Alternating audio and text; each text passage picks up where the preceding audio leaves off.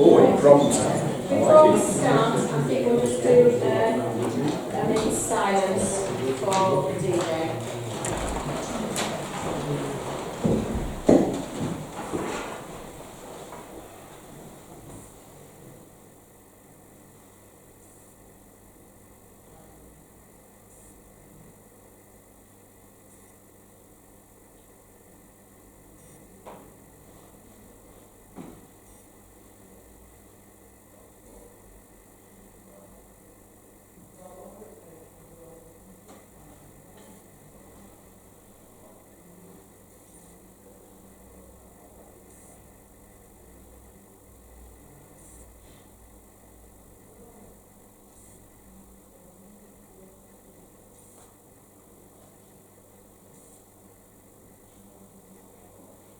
Thank you.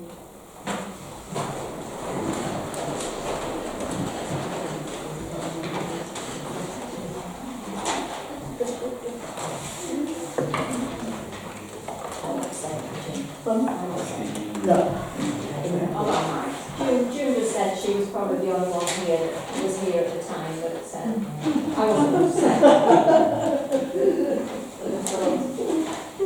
Okay, first of all, we'll take apologies for absence. Got apologies from Barry Vickers, and for those of you that didn't know, unfortunately after the town meeting the other Thursday, he had a stroke that night and he's still in hospital. So we have sent the council's best wishes, but obviously he's going to be up for a while. What's your names? I've got Councillors Hanson, obviously Councillor Vickers and Councillor Anderson. Oh, and I believe we've got Debbie Reynolds, who's had a power cut. Yes, and she's got engineers in that. Trying to relate if she can. Yeah.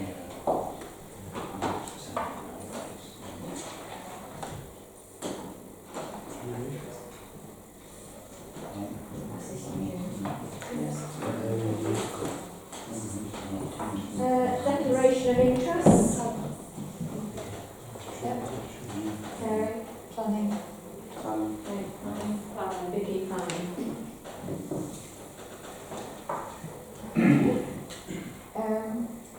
Might be a quick meeting. The minutes of the last meeting, Graham proposer and seconder, please. Roger proposed, Vicky second. Thank you. All those in favour?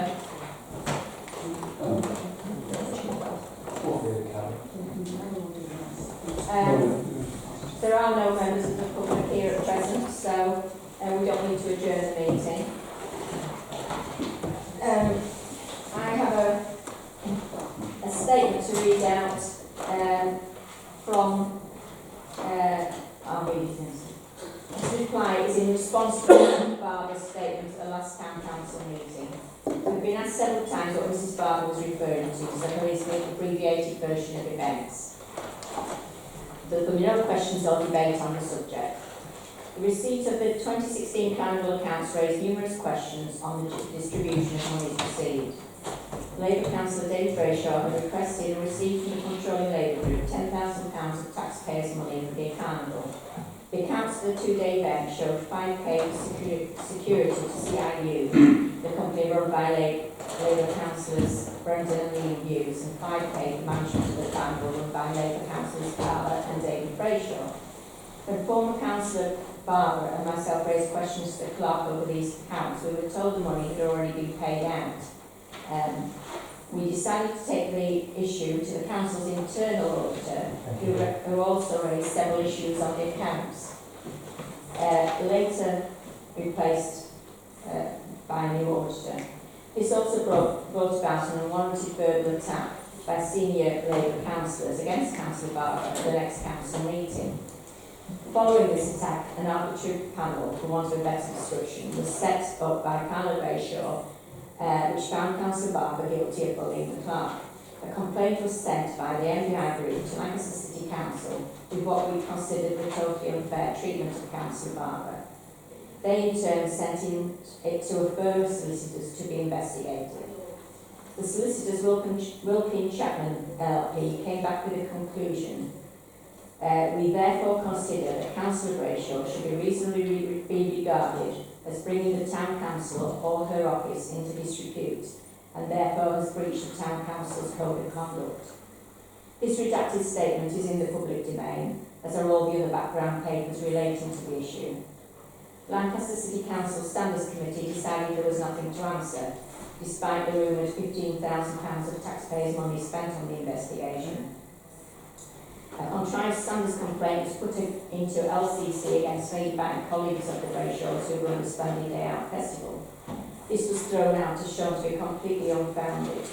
However, shortly after this, Splendid Day Out received a grant of 10k of public money proposed by Labour Councillor David Brayshaw and voted through by Labour, although they had not followed the criteria for funding as set out by the Council.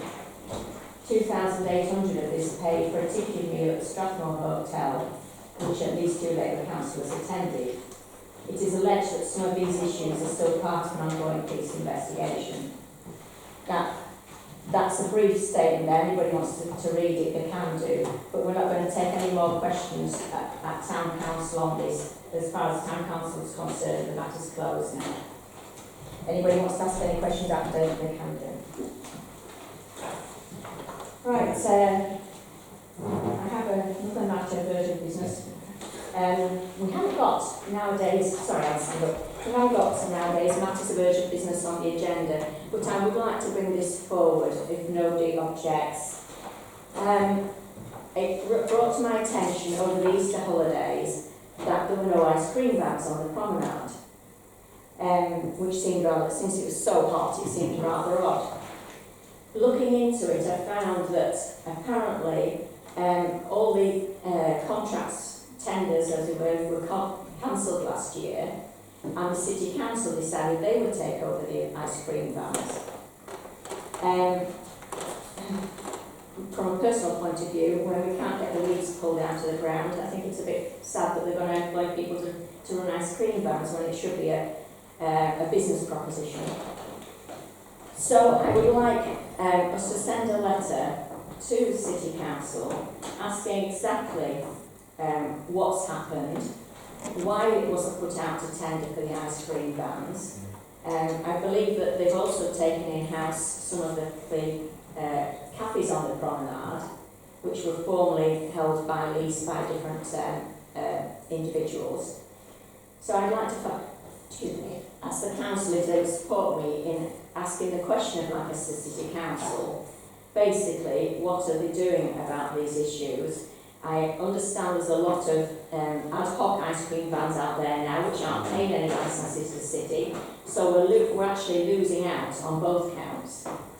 I would like this brought back to the next council meeting at the latest, but I think it's something we desperately need to look into. As a seaside town, we should be promoting private business, not taking it away from them. Yeah. Any questions? Just one of the concerns was the fact that obviously some of the operations, such as Catch the Wind and what have you, may themselves be relying on the concessionaires to provide them that now that they're not available. And just that might actually cause them particular problems, because they will presume people are going to turn up, on the day to help out. And it may well be that the confusion leads to a lot of people, particularly the youngsters and the oldsters amongst them, who do like ice creams on the promenade. John? Yes, I've only got one thing to say, really. For years I've been complaining that Lancaster City Council didn't involve itself in tourism and make money out of it. Because I think if they did, they could make a lot of money and not have to worry about the rates quite so much as they do. But, so I don't want it to seem as though I'm going back on that. I really do believe that. I just don't think this is what they should be doing. That's all. I mean, I think this really isn't in the business of a private enterprise, I think, rather than public involvement. Pretty shame, that's the best thing to think of. So is everybody happy we send a questioning letter to City and just ask basically what's happening? Yeah, more than happy, yeah. And with urgency. With urgency. Sorry? With urgency. With urgency. Right. So again. Number 6. Just consider the motion of public participation. The difference on this, the only difference really, is that it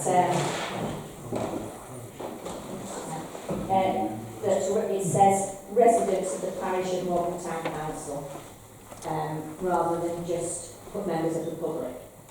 So that's the change.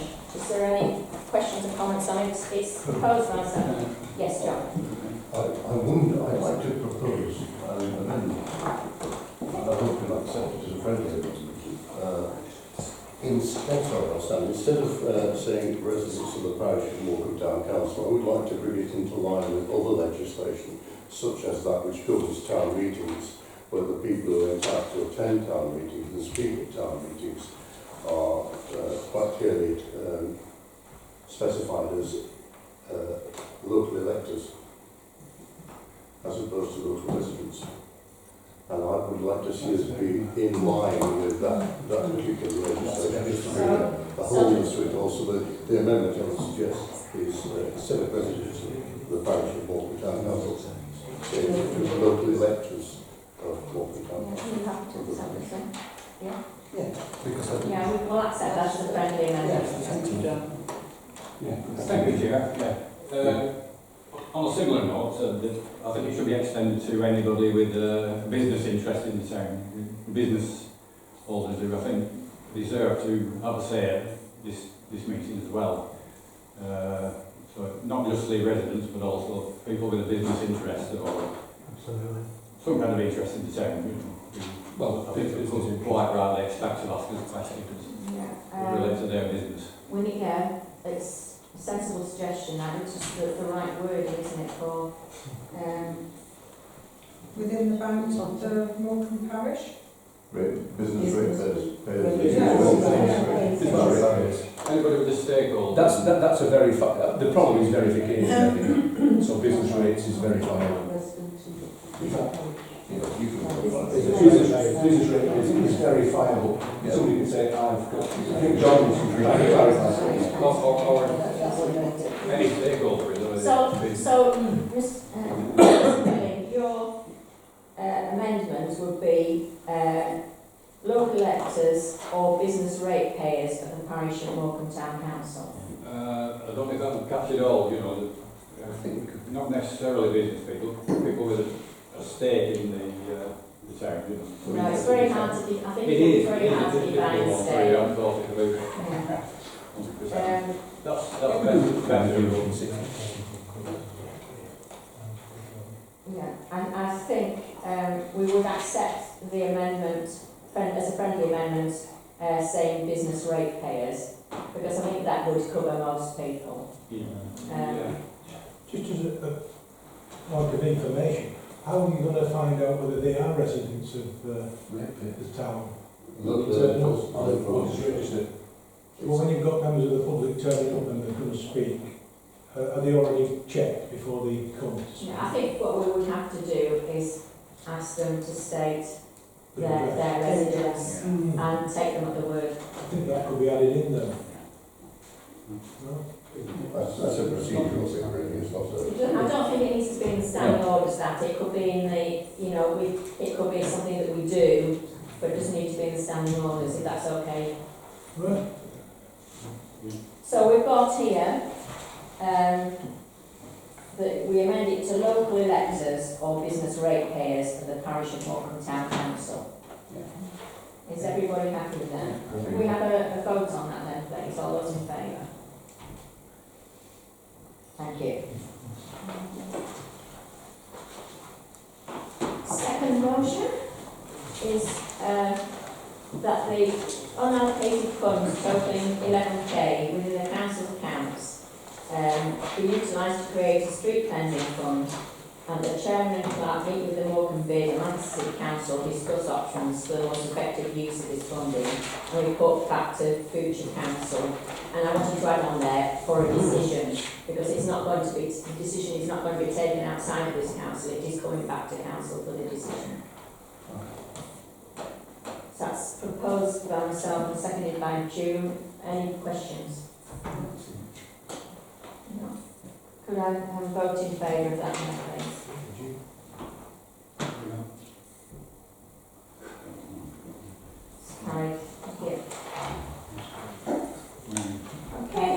Environmental enforcement.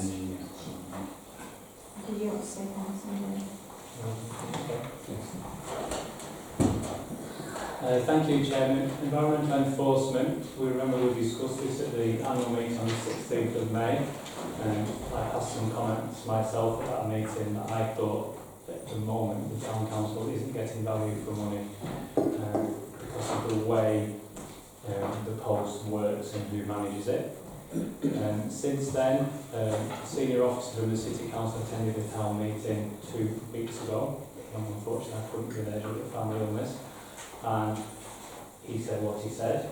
At that meeting, he was asked to provide a written response to the council, which came at the start of this week.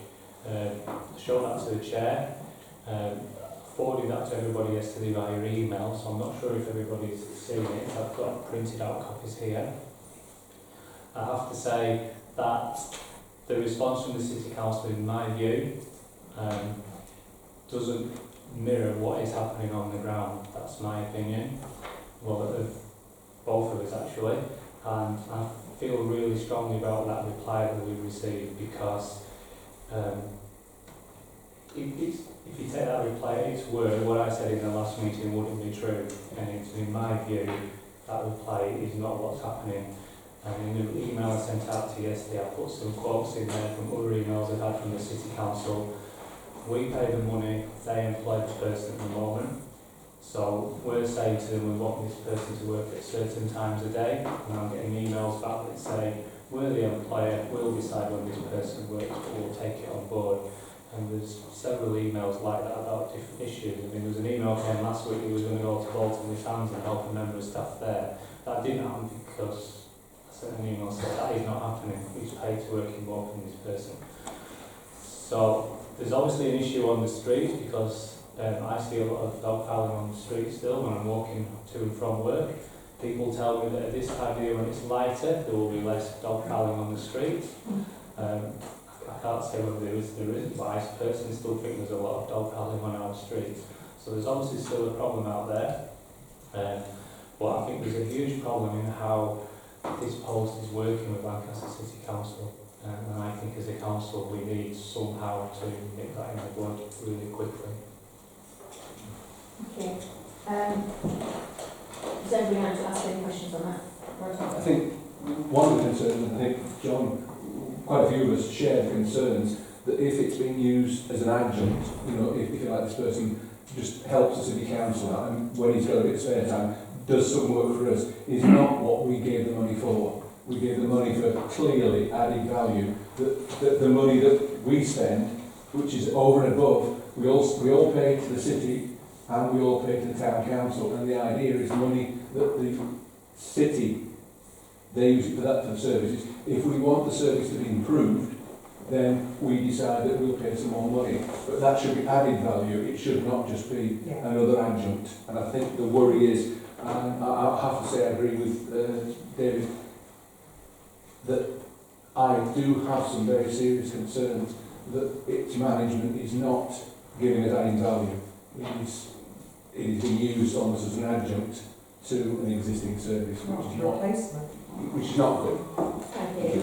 I have actually got a proposal I'd like to put forward on the basis of what we're up to now, and that is that the Town Council terminates the contract for an additional environmental enforcement officer with the necessary 2 months' notice, as from today. That time to be used to negotiate a new contract that better meets the requirements of the Town Council.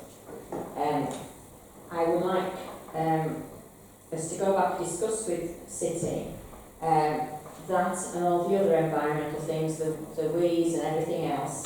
And I would like at the next meeting of this Town Council for the first half hour to be a workshop on talking about the way through all these different issues and how we can best sort them before we call the meeting.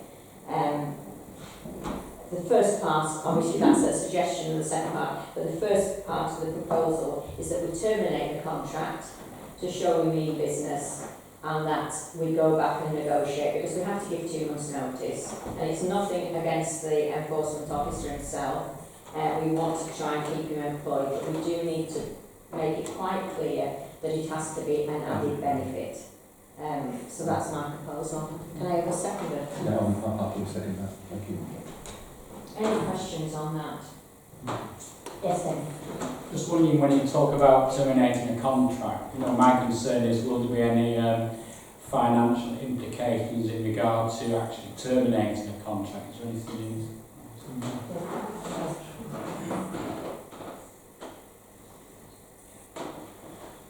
There will be no financial implication to this council. The contract says we can give 2 months' notice at any time to terminate it. It runs on an annual basis, based on the financial year. The City Council have already, as I found out today, because just reminding me, have said put him on notice till the end of June anyway, because they know we're reviewing this at the moment, and some of the things that were said at the town meeting. So they know we're reviewing it. So I don't know the words they've used to him, but he told me that himself this afternoon. I didn't know that. What do you mean? So our 2 months would start tomorrow, which would take us to the 7th of August, wouldn't it? So there would be no cost to us at all. So you're saying City's put him on notice? Did you say that? Well, when the person, the officer came in today, he said to the City, have said, they've told him you're in post till the 30th of June. Now why they've done that, I don't know. I've not asked them to do that. We haven't had official notification of that. Okay. So Is that a redundancy? When you say you... No. No. it's just a rolling contract, so they're saying the post is definitely keeping going the job till the 30th of June. They haven't said we're going to make it redundant after then, they're just saying that this post with our funding, and they're the employees, a bit complicated because they're employing and not us. But I don't know why they've done that. I'm not actually saying something. John? I'm going to return in a moment to my old friend the Localism Act, which I think we underuse. I don't object to the idea of giving the notice. I think that's quite the right thing. I think you're right to show that we're in business. I think we should do 2 other things along with all that, if possible. First of all, I would like to see when you have a meeting, and I hope you are successful in obtaining the right level of meeting with the City Council to discuss that. You might tie in with that the item in the earlier item on this agenda, so the whole thing, it's all to do with cleansing anyway, one way or another, and I think we might be able to produce something out of that that works a little bit better. That's the first thing. Hope you will do that. The second thing is, I would want, if we aren't able to arrive at anything remotely resembling a reasonable settlement, I think we should seriously consider, as a local authority, employing either that gentleman or someone else, tying the whole thing in together with the street cleaning opportunities that are afforded by the other thing we're talking about, with a view to demonstrating to the local authority, the principal tier authority, Lancaster City Council, that we can do this better than they do. And if we can demonstrate that under the terms of the Localism Act, we have a right to demand that they allow us to carry out the service and to demand the budget for doing it. And I think we should do it. I think they need to learn we really are a local authority. We may not be as grand as they are, but we're real, we're elected, and we have powers, and we're not afraid to use them. Thank you, John. Certainly think we'll take that to Sarah. Yes. Thank you, Chair. I think this goes down to the old, I think there's a problem of interfacing with City on quite a number of issues, and this is one of them. And there doesn't seem to be an efficient way that we're doing that. At the moment, we're just leaving it to David to interface with whoever he says is right. But I remember when a couple of years ago we used to have, it wasn't really long-lived, but we used to have regular meetings with officials of LCC where we could discuss the whole gamut of the service that's an offer, give our views, and then we could talk it over in a meeting, issues like this, express our disquiet, displeasure, and see what the response is when we eyeball them, And it's not just this dog pounding issue, there's other issues you know, which I think we got a problem with I that. think, Councillor Shilling, it was Lancaster City that phased those out very quickly. But I agree, we need to get, my idea is not just to look at the one officer. Now, according to Lancaster City, they are working together more, the officers I'm talking about, together more as one group. So my idea would be to not just get the person responsible for the environment, but the person responsible for funding as well, together within a meeting, so that we actually can have a round talk. And anything with that we'll bring back to a meeting of this council, and we can, including John's ideas, which I totally agree with, we will look at a way forward of moving that forward. So we actually do make a difference. Yeah. I just think if we had a meeting, say, once every 3 months with them, you know, to then But they have discuss. to be willing to do that, to It's get a everything day out of council it. meeting. So, Chair, I just, perhaps with John, Yes, there is. I'm absolutely concerned. I think we should perhaps make it clear that we want it to be at director level at least, Yes, rather than with where the problems have occurred before, yeah. because the answers we've been getting from that level have not been satisfactory. So I think you've got to move it up the Yeah. food chain, so to We speak. will definitely do that, Tony. Could I propose that I go on the shoulder of the person that's doing all this company? I don't see any reason why I couldn't do that. We could find first hand of how it was working. We're not getting it from a second and third and fourth party. I could actually go, stick with this guy, and I could report back here and tell you exactly what was being done, how we took to do it. You're talking about the environmental officer now, are you? Well, whoever, yeah. Yeah, the one that's doing the job, somebody, yeah. somebody with him, not a story being told by somebody else. Yeah. So I propose that you Yeah. put me on the shoulder of one of them guys and I'll back the report. We'll certainly take that into consideration when we do all this, but the first thing I think we need to decide tonight is if are we going to give to terminate the contract in 2 months, to show them we mean business, have the discussions, at the latest we'll bring it back to this council, but all these other points we'll take on board in the meantime. Is everybody happy with that? Can I just have a show of hands, please? Thank you. As a second, Okay. Yeah, there's a lot to discuss, and I think it will be helpful. I mean, even if the officers came back to that next workshop at the next council, would be good. Accounts and annual governance return. I know you've all looked at these in great detail and taken on board, so David, you want to present now? Thank you, Chairman. So, on page 12 onwards, as a local council, obviously we have to produce accounts for each financial year, so last financial year ending the end of March. As the type of council we are, with a turnover just over £200,000, we have to do income and expenditure accounts for the benefit of new members. So hence that's why the actual accounts which you can find on page 22 and 22 are presented like they are. So page 21 is our income and expenditure. The right hand column for the year that we're talking about, the left hand column is there for accountancy purposes of comparison to what it was in the year before. Accounts balance against the bank statements, etc. Page 22 is the balance sheet.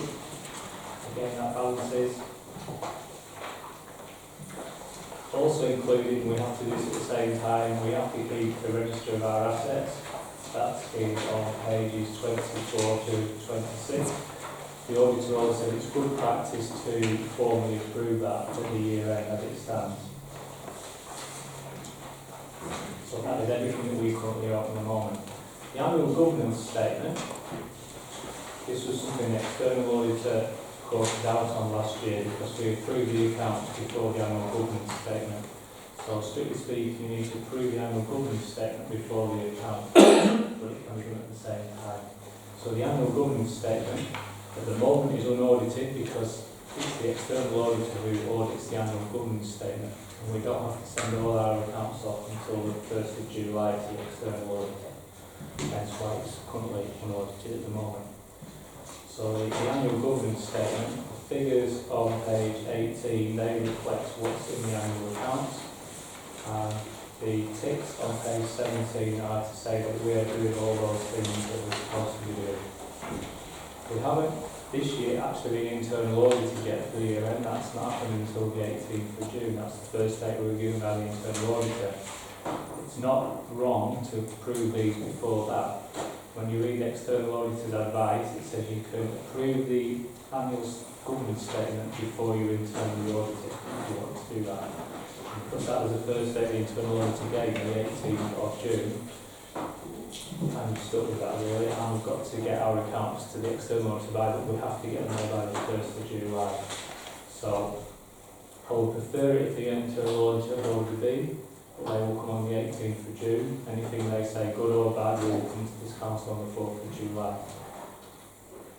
Okay, any questions?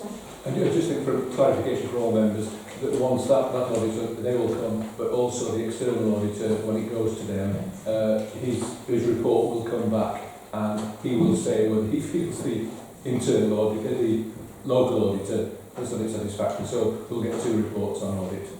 Is that correct? Any other questions?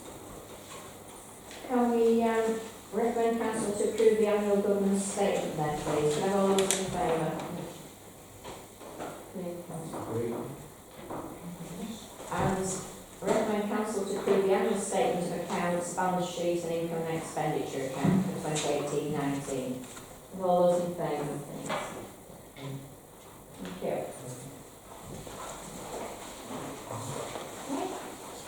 Toilets update. Page 27 in you.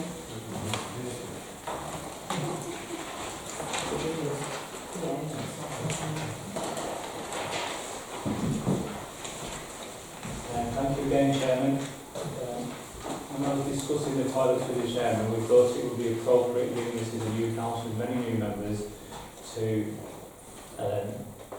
inform the council publicly exactly the position of the toilets. So that's all set out in the report. I'm going to go for every word. We took on this toilet block in 2017 from Lancaster City Council, so we've currently operated it for 2 summers. The previous council decided it would just be open for 60 days a year. That's how it's working at the moment. Just before the elections, we were struggling to get a cleaner for the current year, which would have meant we couldn't open them.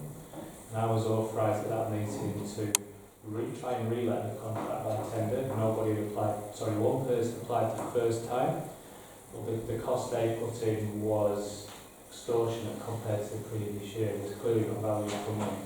So we went out to tender again, and I was also asked to ask Lancaster City Council's in-house team if they would put a tender in. They didn't do that, or wouldn't do that. One person did submit a tender, a company called Lancaster Cleaners. So the contract has been let to them for 60 days of cleaning this year. The toilets finally opened for the first time this year on the May Day bank holiday weekend, which will be Saturday the 4th of May. So they've been open every weekend since then, and all of last week as that was school holidays. And they'll keep open each weekend. And the last 3 weeks, I think it is of the summer holidays, school they will be open all the time. In the report, I keep being asked by several people, how much does the toilets cost the council? So in the report, if you go through the pages, it's exactly how much this council's paid out for these toilets since the previous council made its decision to open them. We got on the building for the toilets. The Lancaster City Council owns that building and they leased that to us. So we can terminate that lease whenever we want to do that. I'm suggesting you do that, just so you can do that. They're responsible for the shell of the building, so if anything goes wrong with the roof or the walls, that's their responsibility. The rest of the toilets, in terms of the lease, is our responsibility. So any damage to the hand basins, etc., we need to pick up the bill for that. 2017 wasn't too bad. If you look at how much they cost last year, it was every week something was happening, and I suspect that will probably happen this year. Last weekend, the hand dryer in the male side was roof's off the wall broken. So that's a cost we now have to stand to fix that. So, Thank you. Any questions, anybody? Jason? There's not really much of a question, it's more of an observation. Again, ridiculously expensive. It's always 600. Sorry, Jason, we can't hear you very well. It's more of an observation of how ridiculously expensive it is. Is this what we really want to be doing?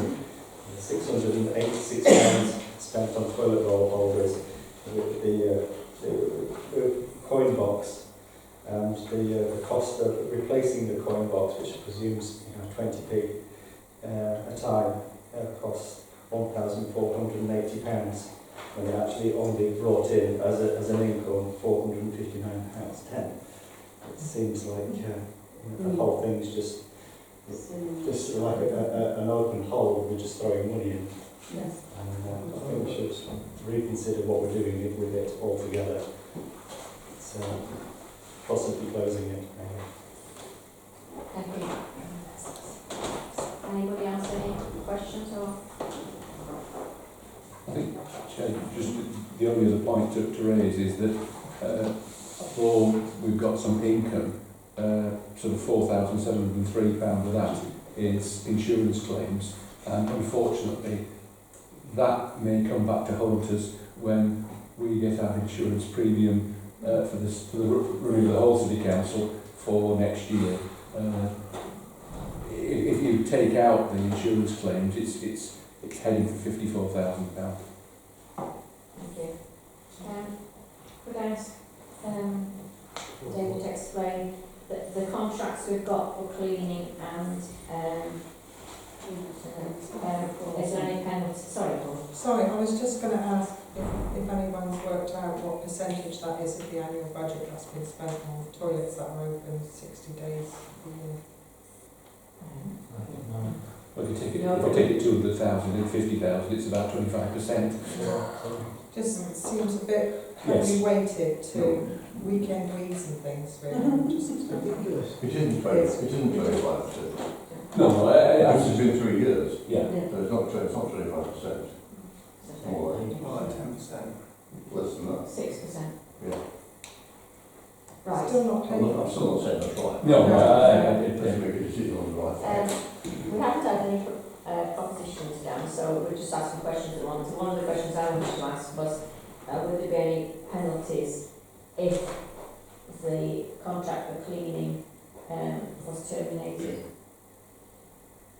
Is there a clause in it? it was a contract, we were just in a contract with them for 60 days cleaning a year. The only termination part in that is if they were doing the job satisfactorily. So, unless there's any proposition at the table, I think we're leaving in abeyance until hopefully something won't happen with it, because if something else happens, then I think we have to put it back on the agenda and look at it again.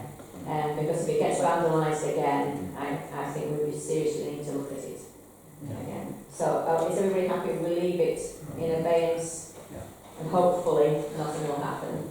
But, I mean, it's going to change next year anyway if planning goes through for Eden, because the build will start.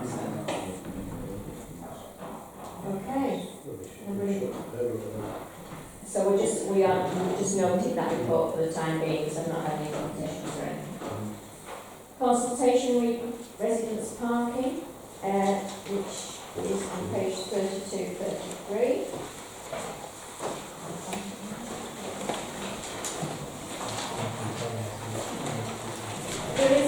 There is something on this, I've just through David. It does say on the heading up there, I think on the last but one column it should say cost per visitor asked. Okay. Is that you? Because you've got the cost and the how they can have maximum per household, then you've got the cost again and maximum per household. And when I saw this constituent brought this to me originally, it did say above that, second to the last column, visitor cost. What page was it? That's- 32. Sorry? No. Because it's that, I think that's the only way. And the complaint I had was that not about the cost of the residence parking, but about the cost of the visitor pass, which apparently used to be something like £2 per visitor. So, on behalf of that resident, I would like to propose that we send an objection on the cost of the visitor pass. No problem with the residence parking, that's kind of uniform throughout, but I think it's rather a lot to pay for a visitor pass, particularly, as I understand it, are these per registration of a car? So if somebody wants to come on, I mean, Every you could week end you up, could have if you have different visitors every week, it would be absolutely horrendous for people, for local people to pay that. Agreed. So, I think if the visitor pass went on anybody's car, you know, covered a few cars, fine, but personally, I think that's too much. Anyway, any questions?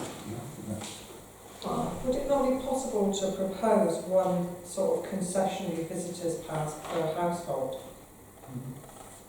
yeah,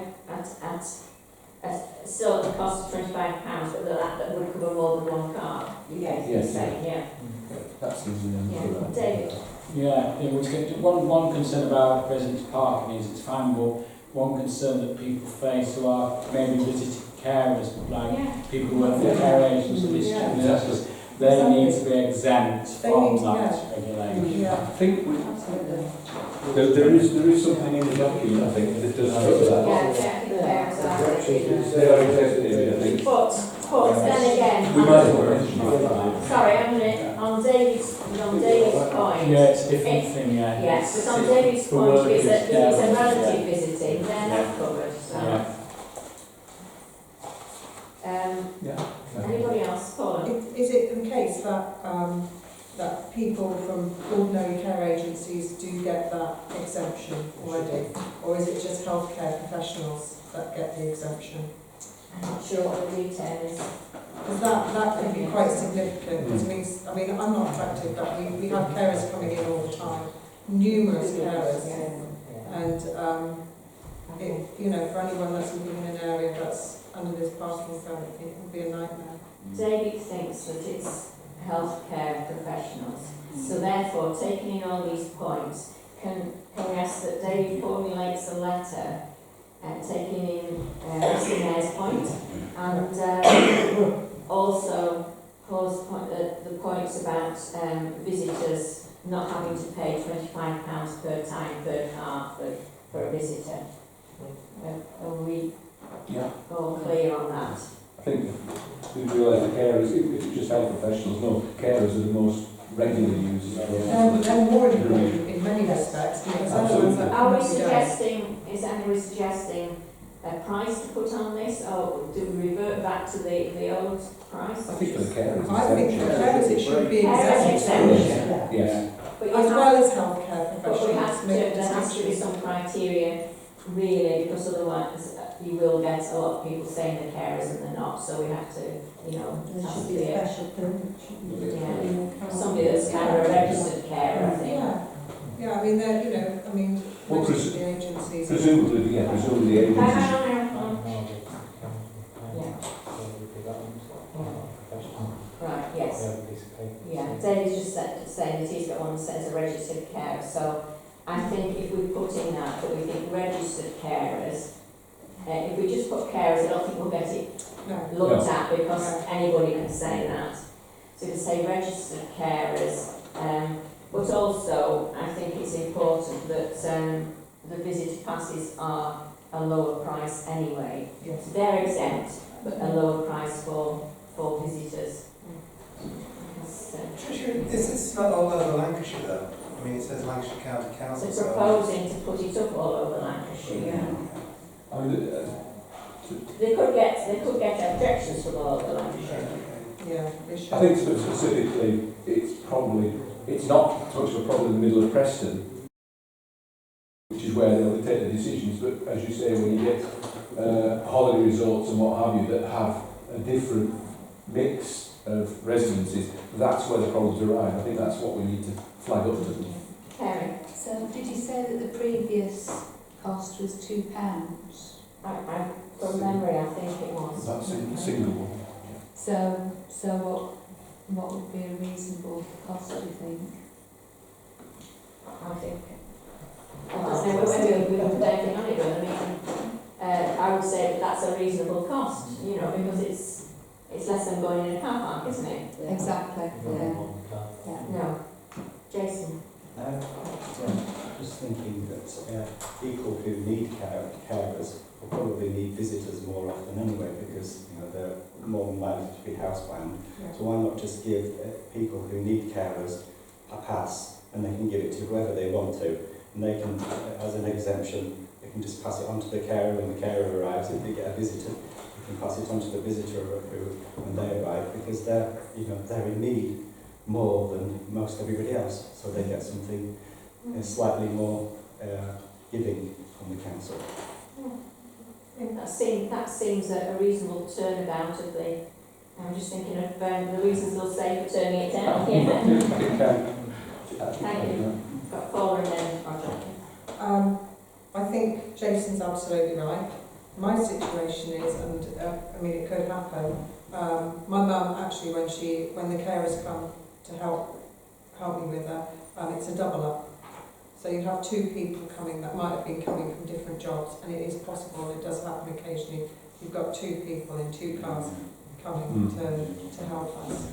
So obviously not everybody's care needs, but in the extreme, you do get regular double ups as things progress. Well, that would imply that the person who needs the care would have to apply for either one or two. Yeah, but visits. that allowance should be made, I think, and it can be supported by the care company, just a one-liner. Absolutely. You agree with that, David? Yeah, it's true that, yeah. So we've got the carers part of it covered. What about the normal visitors, if you will? What does anybody think we should put around Chairman, I was going to suggest that the concern I think council would have a bit how complicated it could be, but I think probably if you had said somebody that was in the care system, and it goes back to this thing of the £25 should be a generic one for all the visitors during the year. That might be a better method of doing it. But purely because of where we are to an extent, I appreciate it's difficult. Well, I think that, yes, it's getting very complicated. It is. And perhaps to bring It's even more to have the complicated when you've got 25. an ice cream van pulling up to sell ice cream. If we have this 25, thank you. If we then put in that we have the 25, but that pass should be available to all visitors, regardless, it doesn't have a named car on it. Yeah. Does that make more sense? Yeah. And perhaps one free concession for people that are registered in receipt of care. One extra. So say someone in my position, if I was living in a permitted area, have one £25 perhaps visitor pass generic, and then perhaps one concession if there's a double up, just because of the extreme. David's got that. Yeah, David will sum up, then we'll make sure we've got it. So, where I think we were at, for example, so, if my parents lived on the street where they needed a residence park, what we're saying is that social services visit them now, that the social services would be allowed a free pass to visit, and what myself, they could have a pass for £25 a year, which would allow me to visit or anybody else to visit one at a time. That's what I'm saying. That would be I was thinking slightly different. What I'm saying is that the resident themselves would hold a free pass. As soon as they are in need, they could give that free pass to any visitor that would want to visit. That's the same, that's Well, basically, it's just a different way of putting it, but it's basically what we're saying, yeah. Right, okay, because it sounded to me like that, what David was saying was the social services gets the exemption, whereas opposed to the exemption going to a carer who they can give to social services or anybody else that they feel like. No, that's not what you're saying. Well, that's what it sounded like to me, so I'm sorry. Yeah, no, it's fine. I think we've kind of ironed it out practically. So everybody's satisfied with what we. Yeah. Yes. Yeah. Okay. Thank you. Right. Planning applications. Those people that are planning, please leave the room now.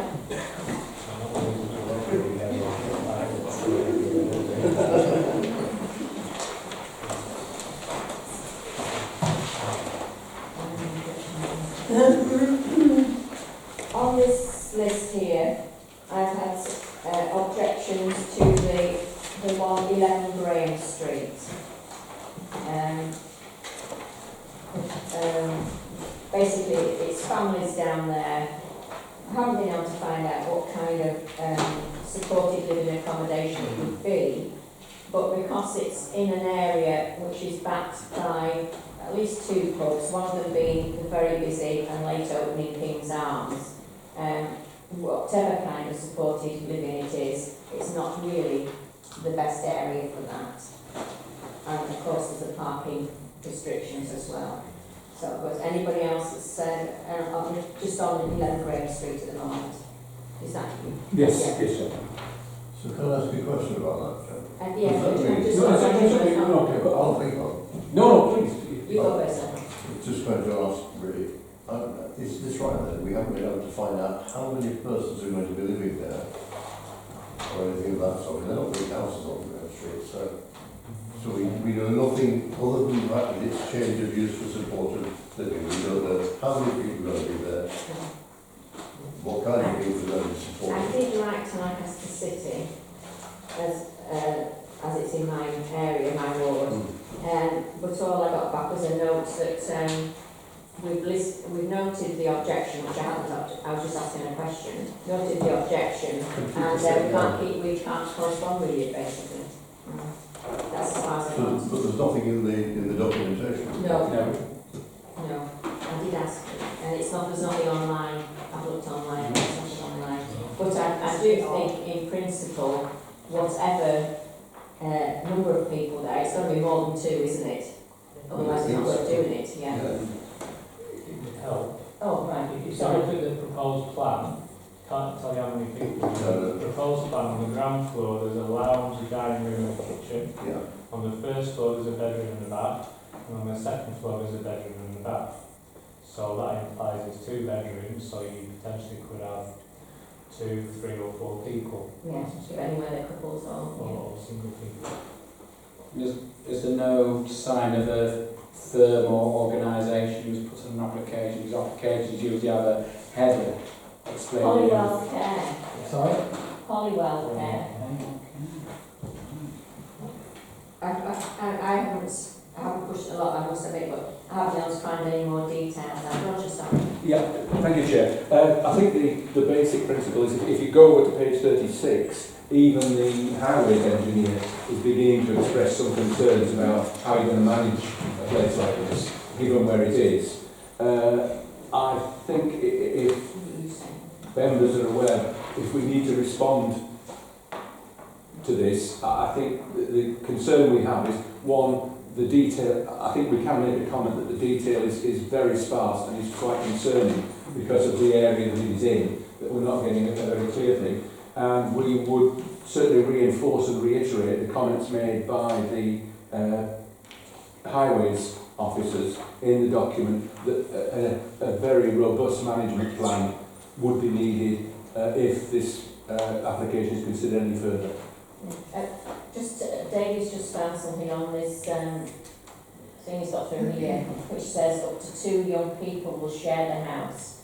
Now that is even more worrying, Yes. because we're in the area it's in is notorious for drinking drugs, unfortunately, but also late night till the early hours. So people coming out of the King's Arms and the other pubs. So I would like to put in a strong objection to this on the basis there's no place to put two vulnerable people. I think, Chair, I would say that given the details that we have, it would seem an inappropriate location to put a facility of this nature.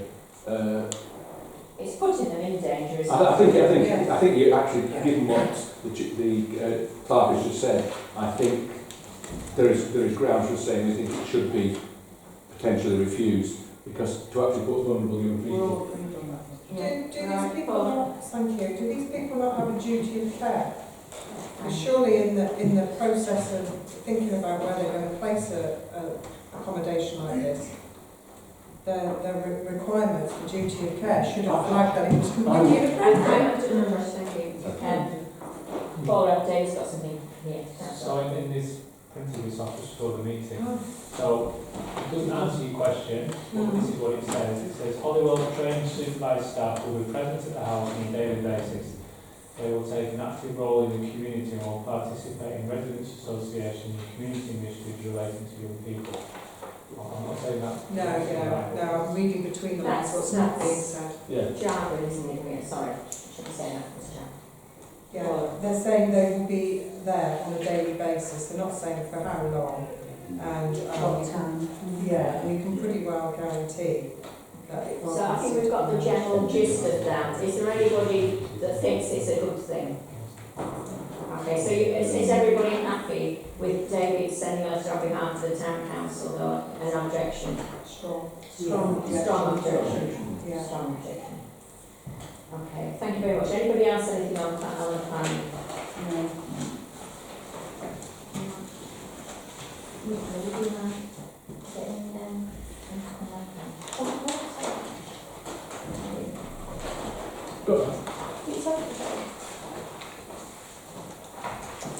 Okay. I'll wait till they come back in before we move on.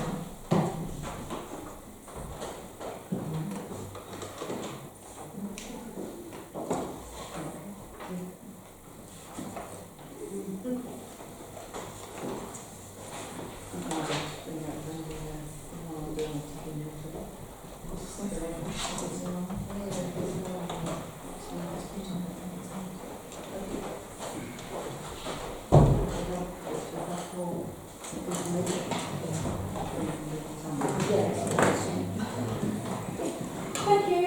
Right, next is the appointment of chairs to Personnel Complaints Committee.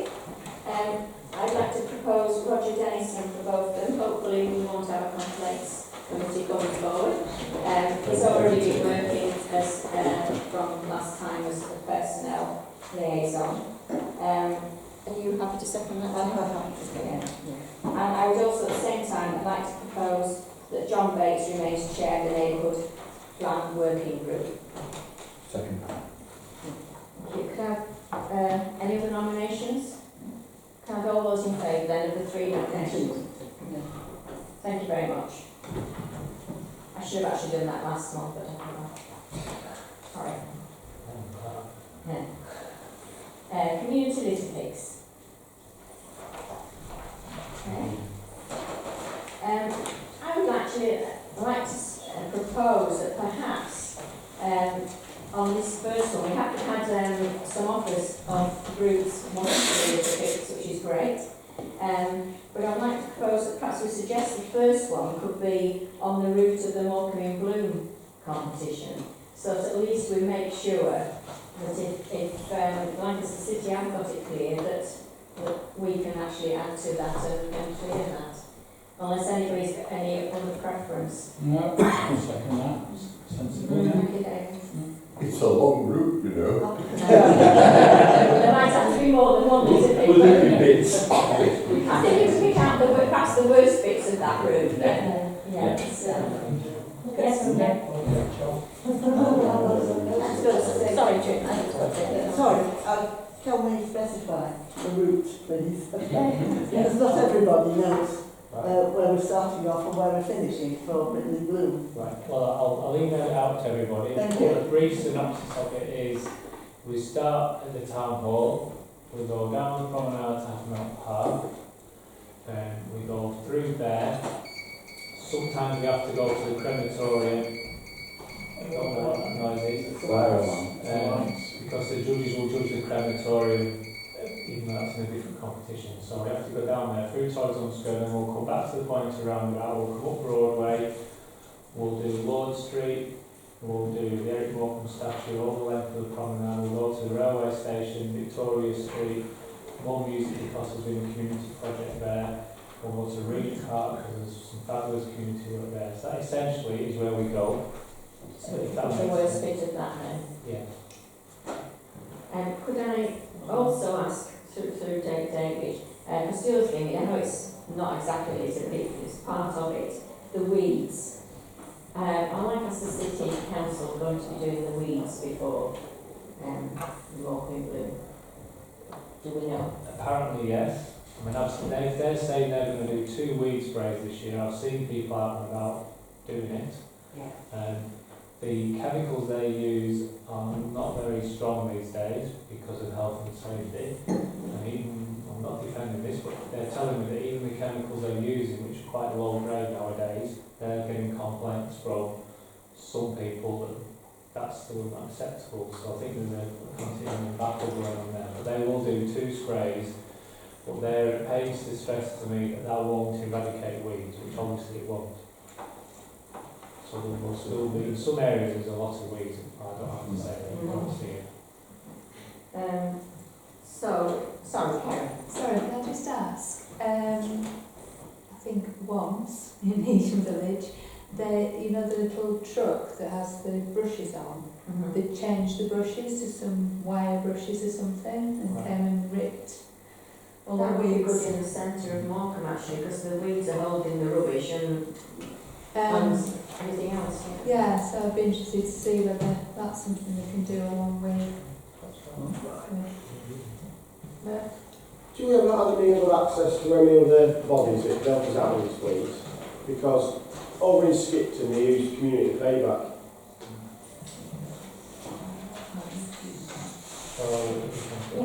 So community payback, unfortunately these days doesn't come from nothing. You've got to pay for it. And the reason you've got to pay for it, as I'm led to believe, is because you're paying for the supervisors and the family members around him. Obviously you're not paying the people who are doing it. So that's why it's a cost. The Lancaster City Council paid for, and I've forgotten how many days a year, they pay for so many days a year for community payback to do work in the whole district. So via that we could put pressure on them to spend as much time as we can in Morecambe. David? I was going to suggest maybe the Princess Trust do a lot of good work. I know you've done some work with the Princess Trust, David, in the past, but they may be a good facility to use and engage with on a project like this. And if they know that they're engaged in a project which might bring Morecambe gold in the Northwest in Bloom, it might give them some consent, they might be willing to help. I know they did some good work in outside more music in Morecambe last year, so. Sorry, I'm not sure when the Morecambe Bloom is, so perhaps David could... The annual judging is going to be on Thursday the 25th of July. So we've got some of the town council meeting before then, if we... Yes, that's a good. Thank you, Chair. I just wondered, to consider a programme of community participation, is there sort of a timetable? For the Morecambe Bloom? Sorry, the Morecambe Bloom, do you mean? No, for the community participation. Oh, right. I think we need, there isn't one at the moment, I think we certainly need to draw one up, and perhaps if any councillors want to put forward different areas for doing that, then we could perhaps David collate them and, yeah. Maybe we could put some flyers in the local shops to ask for some help. Yeah. What Nicola and me would Yeah. suggest, what's up to you, that we run a programme, particularly in the summer months, of doing 1 litre pick a month in the town. We could probably do some extra one around Walking in Blue in that 2 weeks before that. But we think quite strongly that, say, from when the clocks go forward till the end of October, we should be doing one organised community pick a month. And then members could suggest where they would be. We're quite happy to do it ourselves. I think that would be good to come from the members. Yeah. There is going to be one on the 20th of June, so I don't apologise for it. Nicola has been approached by a member of the Polton, a resident of the Polton ward about Fishing Square, that area around there. And we're quite keen with her friends to do a little pick around there. So Nicola's organised that with this lady. And any members who want to come to that obviously can do. Nicola will email everybody else about that. So I think we've put them down if everybody else sends theirs in, because I know Alex Ashworth has got a group from BT that want to do one. And Mercury, you were saying before, weren't you, that in your area there's a few people. So if everybody in their own wards can get a group of people together and then collate them through David and Nicola, I think that's probably the best way. Yeah. Email David and Nicola. Sorry. How far in advance do you have to inform or, you know, to get everything organised to be able to do it actually? 2 weeks. 2 weeks about. we have most of the equipment. The only bit that needs arranging is with the City Council's cleansing team to pick all the rubbish up at the end of it. And whilst personally I've criticised all of it to the City Council tonight, the cleansing team do work really well with us. I can't put them on things like this. So 2 weeks just to make sure we can program them to come and do a bit extra at the end of it. So we don't have to stick to one a month. I mean, if we could do 4 a month, that'd be great. But you know, if we could try and do at least 1 a month, that would be fantastic. Okay, any other questions on that? No? Yeah. So Can you? yeah, fine. So the Fisherman's Square keeps cropping up quite a bit from residents to myself. The latest one has been that we were promised that Fisherman's Square would be returned to its former glory. And I'm sure some of you will recollect doing a few months ago. It was snowing. It was snowing. And I think we got about 20 bags of rubbish out of Fisherman's Square. And there was a promise by the city that they would restore the garden area back to its original lovely state. And that hasn't been the case, so we've had quite a few, I would say, complaints from members of the public who have emailed me or rung me and explained that they feel it's gone back to a state of disrepair. So I've been speaking with a gentleman from City who is extremely helpful towards us, and we've arranged today, if I organise a litter pick at Fisherman's Square, I am assured that City will then restore Fisherman's Square to the promise that we were all promised to people ago. So I was kind of struck while the iron was hot, so I've organised a litter pick for Thursday the 20th of June at around 6 o'clock to about 7:30, because the cleansing team will operate till about 8 o'clock. So I'll send you all an email out and I'll advertise that on Facebook as well. So fingers crossed we should get Fisherman's Square back. Very good. Anybody else, anything on that? Now, is everybody okay with the thought that we have a workshop type meeting before we start the official council next month and get some kind of plan going on what we're going to do with the street collection, the litter, etc. Or has anybody got another proposition they'd like to make on sorting that out? I think it's sometimes easier to do it in a workshop situation rather than in a formal meeting. What time would that be? 7 o'clock. 7 We'll just start the meeting at 7:30 instead, Okay. if that's okay with everybody. So just bring forward any ideas you've got, and we can also collate then the litter picks at the same time. Okay, so date of next meeting, Thursday, 4th of July. Thank you all very much. Thank you. Thank you.